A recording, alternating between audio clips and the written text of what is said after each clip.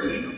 Hey YouTube, Awesome Rider here. This is going to be my review for the basic figure for the Dino Fury Gold Ranger. This is technically part of Wave 2, which includes himself and Void Knight. The only reason I'm not doing them together is because I did not find these in person. I got them on Amazon, and they ship separate, and I'm not sure if Void Knight's going to get here tomorrow or Saturday or Sunday, so I wanted to go ahead and review it. So that is Wave 2, and that's my first criticism. I think it's really weird that gold is available before green and black. If you didn't know, you can get green and black in a 5-pack, which is available on Amazon right now, and it's an exclusive. There will be individual releases, but they're not until 2022.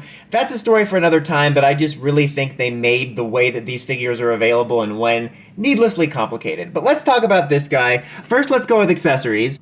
So you have your general weapons here, which are pretty much your standard basic Power Rangers figure fare, especially from the Bandai America days, where they're just, you know, basic plastic, for some good details, but not painted, you know, good sculpting. One thing that's kind of nice, though, is you have this hollow bit here on the dagger, and you can combine them into their combined form, which is really nice and simple, and I appreciate little details like that. You do have his key here, which is, again, your standard fare. I do like the look of the stickers in terms of the design. You can see a lot more detail on them, and I really like that, but it does also look kind of cheap. And then you have the back piece here, which will be the helmet. We'll see how it compares to the eventual like deluxe release. Just for a comparison here, this is a comparison next to its Ryusoulger counterpart. As you can see, this is actually molded. You can actually see a lot more details on this because of that. And then the back's obviously different. And then this guy obviously has the full-on Ryusoulger key gimmick that this one does not have. I'm just going to do a quick cutaway to the sound for this. Alright, so let's put this in here. So you get some generic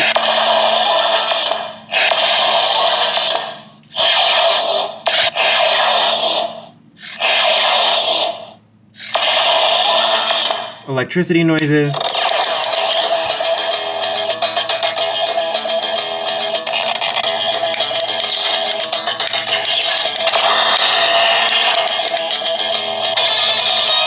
So those are the kind of electricity noises you get for it. It's really weird because this one has like a really ill-defined function. Alright, now let's talk about the figure itself. Overall, pretty much your basic fare. I will say, I think that the head sculpt overall looks pretty good. Like, I think it's mostly pretty accurate. I think the blue looks nice, it's got a nice shine to it. The gold looks nice. I don't feel like it has too many proportion issues with it, so no issues there. Then you get to the chest paint. I really like the blue on this. I think it's got a really nice color to it, again, a nice shine to it, which is kind of unfortunate because the gold outside of the helmet kind of has that mustard look that the Bandai America figures would favor. And of course, as most people have pointed out, you do have this painted wrong. You don't have the silver lines here instead, which is kind of unfortunate. But the thing about that is it wouldn't bother me too much if they didn't already have silver on here. Maybe this is because it has a silver base on this, but that only bothers me on a logical level. For the basic figures, I can overlook it, but it does kind of suck. But for me, the lines not being the right color is a lot easier to deal with than this weird bald cap that blue has. That is fixed in the 5-pack though. However, that's its main mistake, other than the fact that it does have a bit of that mustard brown color. It's not terribly offensive. I only find it to be kind of noticeable because the blue actually has a nice metallic look, so it's weird that in a Gold Ranger figure, the blue is metallic, but the gold is brown mustard. It's like a Dwight shirt, it's whatever. He also does have a molded morpher here, which unless I'm completely remembering this and I ported to a different Earth, Ryusoul Gold does not have a morpher like this. This is his morpher. There's a chance we could get an original morpher, but in terms of the show footage, he doesn't have that. There's a chance, a small chance that that's a US original thing. However, it's more than likely just a leftover because they use the same mold. You have the same articulation here. You get a nice little hinge joint here, all around 360 movement, single elbow joint, swiveling. You have a nice ball joint here at the leg, knee joint here.